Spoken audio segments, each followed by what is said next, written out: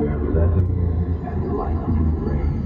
They rise, forged in feedback, fueled by fury, and forever bound to the sacred spirit of the ages. Brace yourselves, mortal.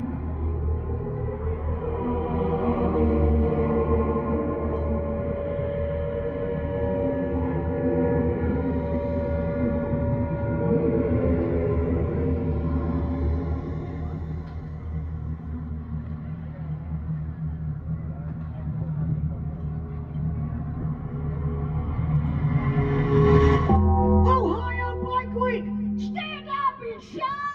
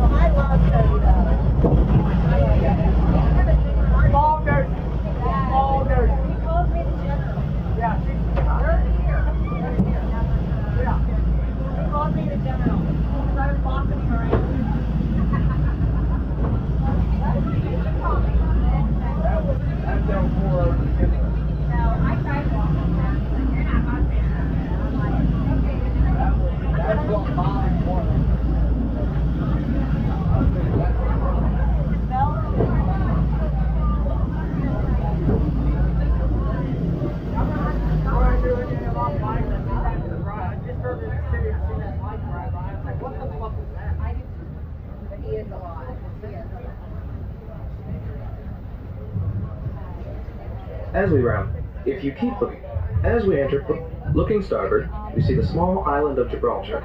6 acres of solid limestone, home to Cook's Castle, built in 1865 by Civil War financier J. Cook, where he visited with and entertained many distinguished guests, including past presidents of the United States.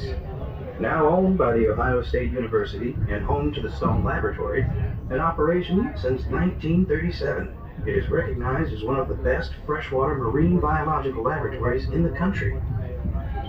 We are now approaching our Put-in Bay dock. We ask that you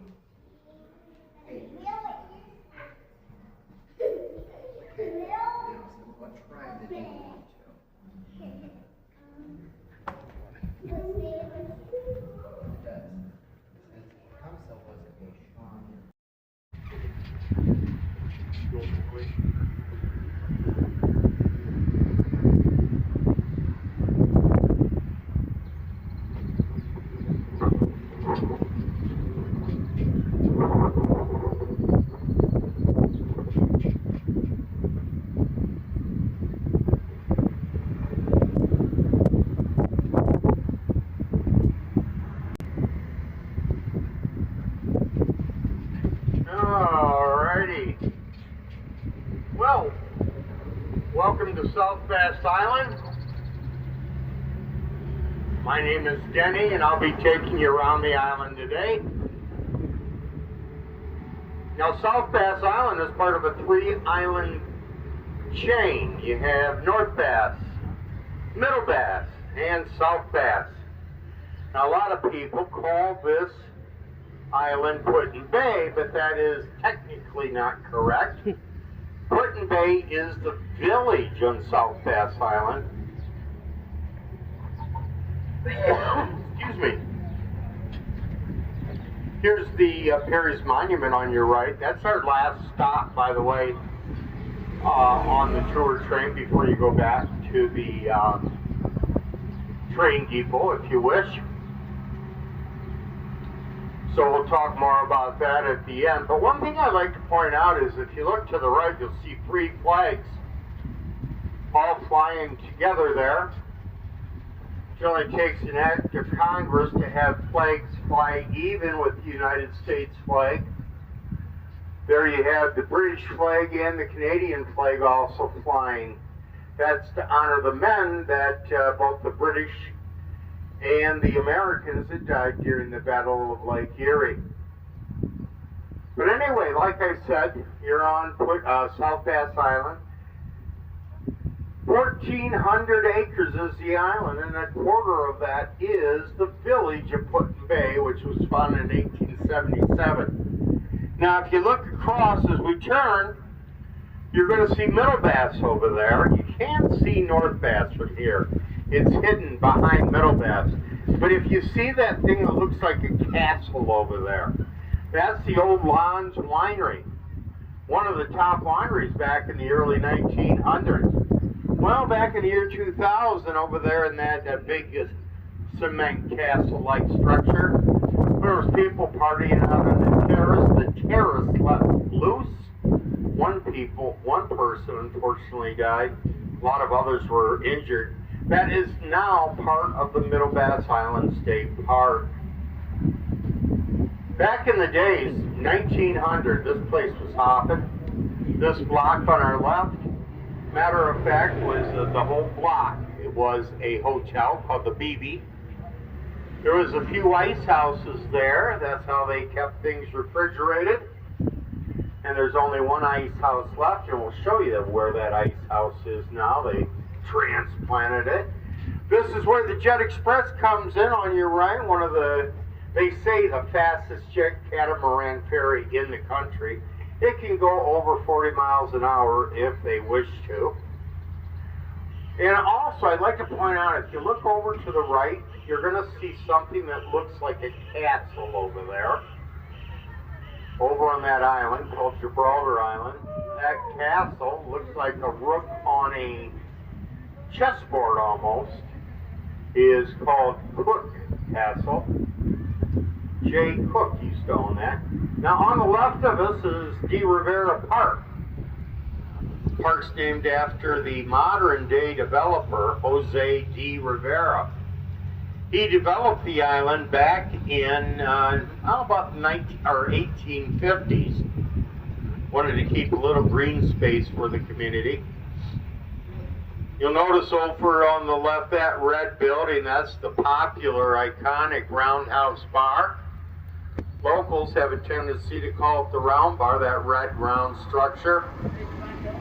Kind of ironically, the most famous bar, but when they built that, actually they built that in Toledo, Ohio. Deconstructed or tore it down and brought it over here to the island, reconstructed it in 1877. It started out as an ice cream parlor called the Columbia House. Then we have Frosty's Pizza over there, the first brick building on the island. And as we move along down past the bars over here on the left, my favorite, my buddy Mr. Ed over there, you'll see his. And his slogan is "Nobody's ugly after 2:30." And then in the middle of the park, there's a wooden statue. That wooden statue is of Jose De Rivera. They say that was a tree that fell during a storm, and what was left of the tree, they whittled out Jose De Rivera. And then we have the ever popular Beer Barrel Saloon. Used to be the longest bar in the world. It is no longer. It is the second. Back in about 2023, a bar down in Tennessee beat it by about 50 feet. But still a fun place to go. You have the boardwalk on the right, Great Lobster Bisque, also called the Doler Docks. You'll notice over here on the left, there's a building that says B. Doler. That stands for Valentine Doler. Mr. Doler was he worked at a mercantile store in Sandusky. Jose De Rivera found him back in the 1850s and said, "Man, you know, you do a good job. Why don't you come over to the island and run my businesses over here?" And Valentine Doler did. Now our first stop is Put-in Bay Winery in the Doler Mansion. Valentine Doler lived in this yellow house on the left. Notice the 3-story turret on the left of the building. Mr. Doler was always kind of up on himself. He wanted to tallest building on Bay.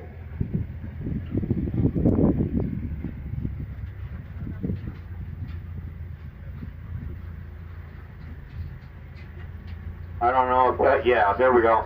On the left of me is a vineyard, or a sample of a vineyard. You'll notice they have the wooden post, and the wires go post to post. And that trains the grapes to grow on the wire so they don't grow on the ground where they would rot. We'll show you some more vineyards as we go along.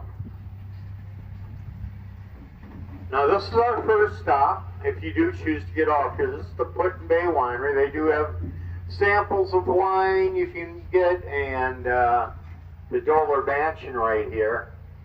If you do choose to get off here, remember we'll be through here every hour. Sounds good. We'll see, huh? All right, we're to the U-Haul truck there. You'll notice a red building back there, like a barn. That was an ice house that used to be down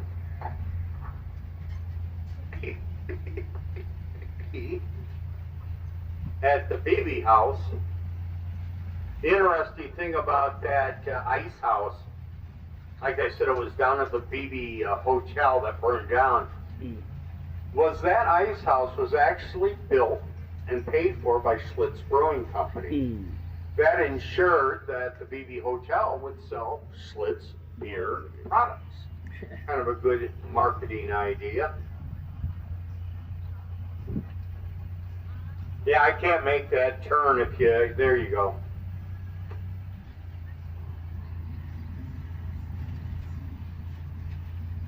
Now, if you look across as we turn here, you're going to notice the top of that castle over there. It's got a shiny gold dome over there on the right, over on Gibraltar Island. That gold dome is actually a observatory. J. Cook along the island, he was into all kind of astronomy and stuff like that. Now he owned that whole island, which is now called Gibraltar Island. And eventually, this big university.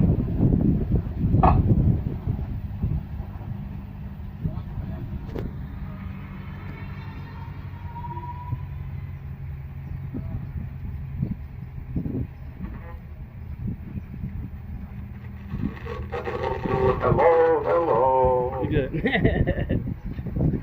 Eventually, an alumnus from Ohio State bought that island over there, gave it to the Ohio State University under one condition, that they named the laboratories after his dad, which they did do. Look over here on the left. This is called the crow's nest. Notice the flags, the blue and white ones that say "Don't give up the ship." We'll be talking about that in a little minute here. Coming up on your left is called the Dodge House, which is now bed and breakfast. Used to be owned by Captain Dodge, a fishing captain. And if you notice how big the front yard is, that's because it was the first unofficial cemetery of the island, where both British and American officers were buried from the Battle of Lake Erie. And of course the sailors, they were buried at sea.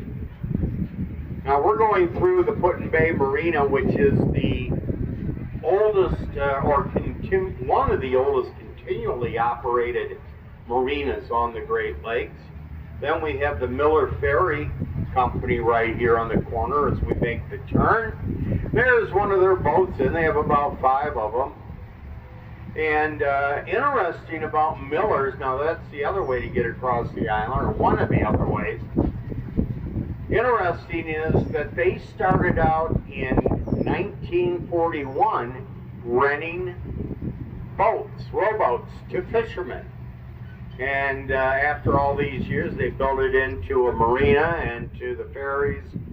Those ferries, that's how the big trucks get over here on the island, or cars or vehicles get on the island.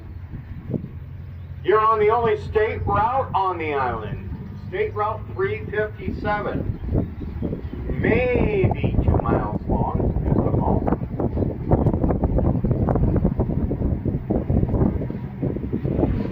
Now looking back at Gibraltar Island, that 3-story building you see over there with solar panels on top, that is the classroom for Ohio State's freshwater marine biology lab. About 60 students can live over there. There's pretty much students over there year-round. They offer about 20 credit hours in freshwater marine biology.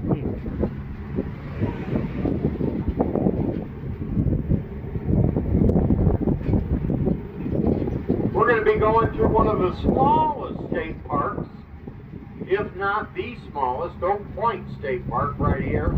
Great place for a picnic, the camera views. Beautiful day today with the coloring of the lake, a nice blue color.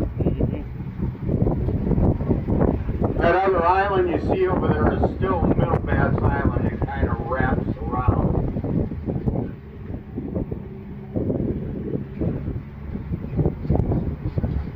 Remember I said that an alumnus bought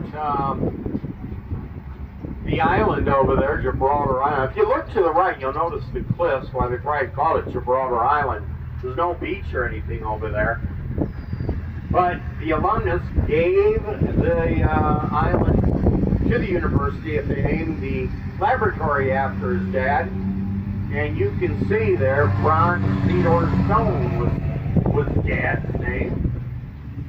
And that used to be the Federal Fish Hatchery on your right. Now the next one used to be the Ohio Department of Natural Resources fish hatchery. It is now, they put in about $6.2 million of Ohio's hard-earned tax money. And it's now called the Aquatic Visitors Center. There's tanks in there with some of the freshwater fish, you know, like perch and gar, sturgeon, and also they got a nice fishing pier.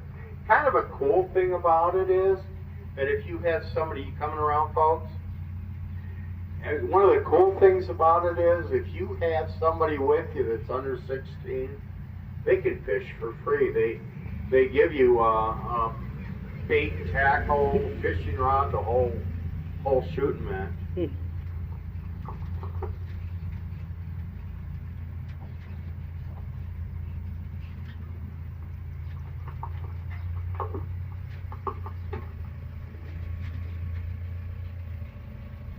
Now you're going to see another island over here. It's a private island right out there on the right. That is called Rattlesnake Island. Now Rattlesnake Island is a private island. You have to be a resident or a guest. It's kind of like a condo association. But I mean, you just can't go over there and put your boat over there. They have security that will say, get away, get out of here. What's over there is like a clubhouse, a pool. Kind of a cool thing is they have a 9-hole golf course, which also acts as a airport runway. Now they call it Rattlesnake. You'll be able to see it here in a minute. But the island is the snake, and then off to the left of that there's a couple of rocks. They say that's the rattle. You can see it between these houses. Now this area is actually called Peach Point because of the peach trees that used to grow here. And also they call it, hi folks, they also call it the Artist Colony. Back in the 30s and 40s there was a thing in the country called vaudeville. It was like a challenge show or just all kind of acts. And these vaudeville actors and actresses would summer over here on the shores, and that's why they call it the Artist Colony.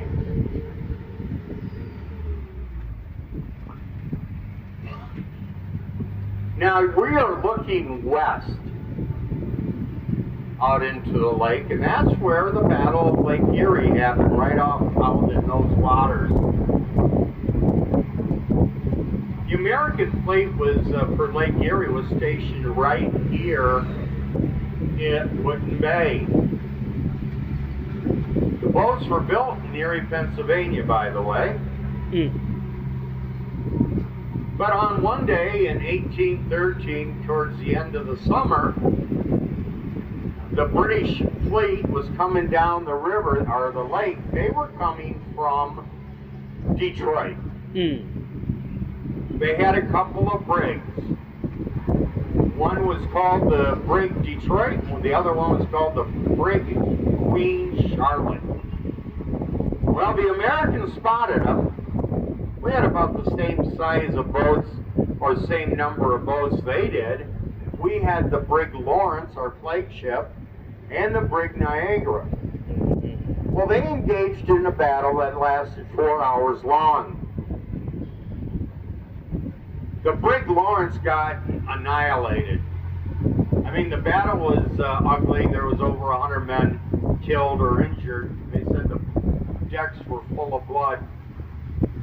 And Commodore Perry, he went over to the Brig Niagara, which got the credit for winning the battle. Matter of fact, the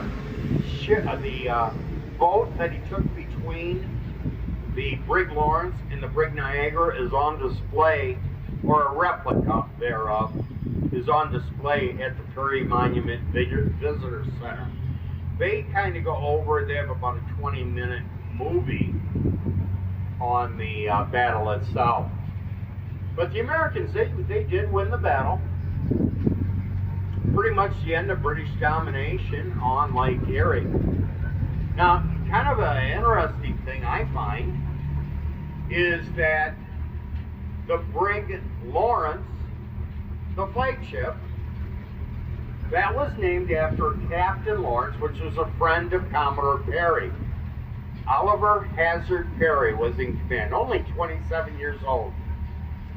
I just find that hard to imagine. I don't know if I could command a fleet at 27 years old, but he had a friend named Lawrence, Captain Lawrence, died in the Atlantic.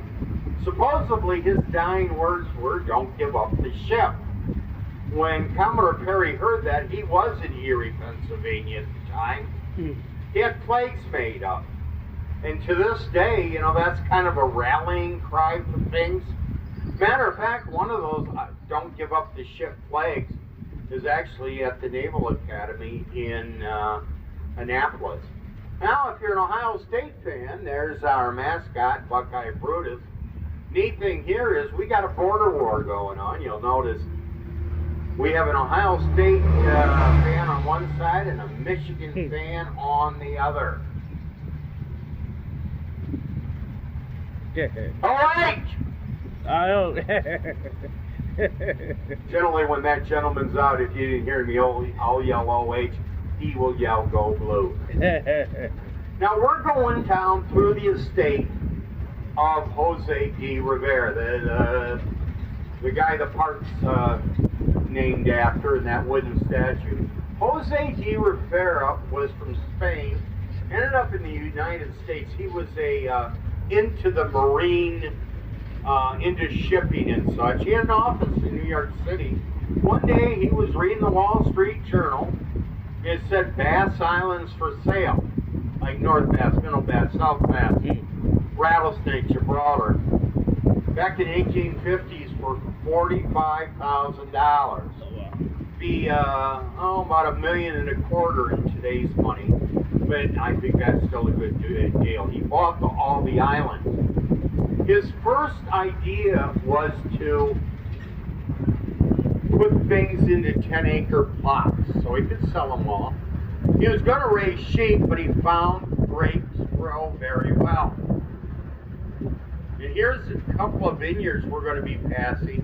There's only one winery on the island that grows and bottles their own grapes, and that's Heineman's. But here's a cool statistic. Like I said, the island is 1,400 acres. At one time, 60% of the island was vineyards. Now all that remains is 35 acres. Now the reason the grapes grow so well is because of Lake Erie. The water stays warmer longer, so the island stays warmer longer, which extends the growing season by about 3 weeks. Matter of fact, in the summertime, it's about 10 degrees cooler over here on the island than it is on the mainland, because Lake Erie is still on the cold side. But by the fall, Lake Erie has warmed up, and that keeps the island warmer. Now we're riding across about 25 different caves throughout the islands. The caves keep a constant temperature of about 52 or 53 degrees year-round. Now the first place we're going to visit is Commodore Perry's cave, Terry's Cave. He found it by an Indian guide, and the nice thing about the cave was it was 52 or 53 degrees year-round. Great for his sailors during the wintertime. The winters over here on the island are much like they are on the mainland. They're breezy, they're cold. So he found that great place to keep his sailors and his prisoners. And a caveat to that is there is a freshwater lake down there. Water seeps through the limestone, purifies itself, and so Commodore Perry had even fresh water. Before that, the sailors were drinking right out of Lake Erie. and they were getting dysentery very bad. And people say, what's dysentery? Well, it'd be like eating a bean and beef burrito diet for about 3 weeks straight, and that would cause dysentery. So anyway, the 2 caves here you can visit are Perry's Cave, which is like a normal cave, but on the other side of the street here, on the left, where Heinemann's Winery is, you have Crystal Cave, which is completely different. It's a big geode, and you open it up and it's full of crystals. So 2 completely different caves. Now we come through here every hour, so about 20 till the hour that will be through, 2:20, 3:20, 4:20. Our last train tonight is 5:15, which means we'd be through here about 5:20 in the evening.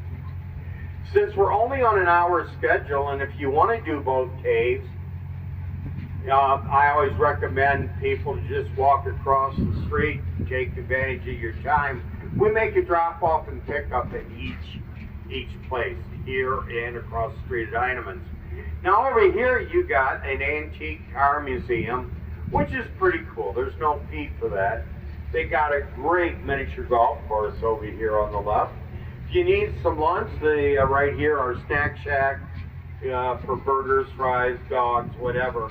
About half the price of what it is downtown. DD's Snack Shack.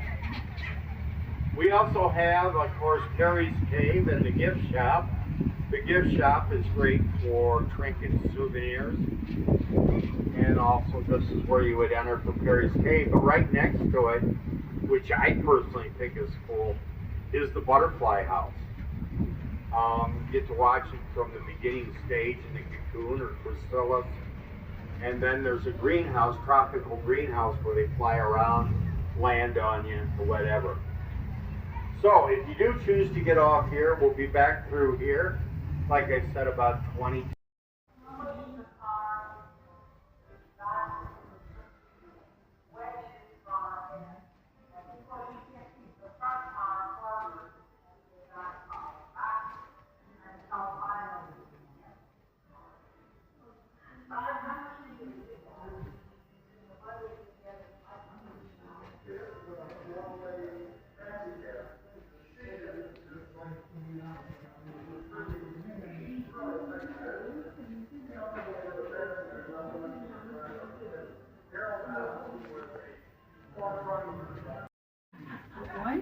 You guys having a good day out in the bay? Oh yeah, we come every year because we don't live far away.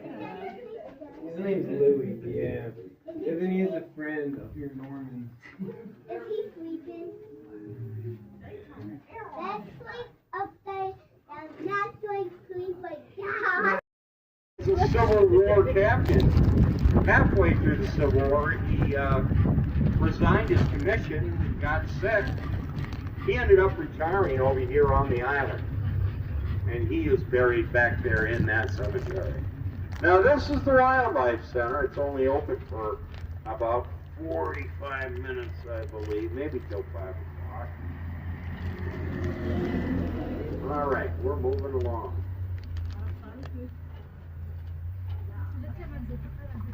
Now a lot of people ask, what kind of wildlife are over on the island? Well, the island used to be infested with rattlesnakes, raccoons and rattlesnakes.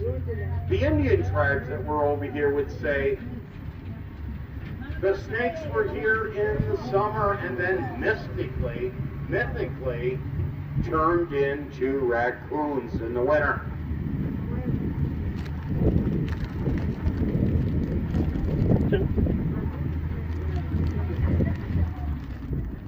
One thing we don't have over here on the island is skunks. Well, actually, I take that back. We do have one skunk over here on the island. He's at the Wildlife Museum, and he is stuffed. And if you're walking through downtown and smell skunk, trust me, it's not a skunk. We have deer over here. They're not local to the island, meaning they either walk the 3 miles from could top a point in the winter or swim across in the summertime. By the way, on the left, you're going to see some posts. And you're going to see a few more coming up on the left. If you remember, I talked about how De Rivera plotted things in 10-acre plots. This is what they used for property markers back then. You know, nowadays, good chance if you live in a town, they're going around this. Like those big poles on the left, this one coming up, marked property. The big yard behind them, let him dry out. I always like to point this guy's yard out on the right very place. You got antlers, you got a statue of, they say a big canny strong. Look in the corner of the flower bed.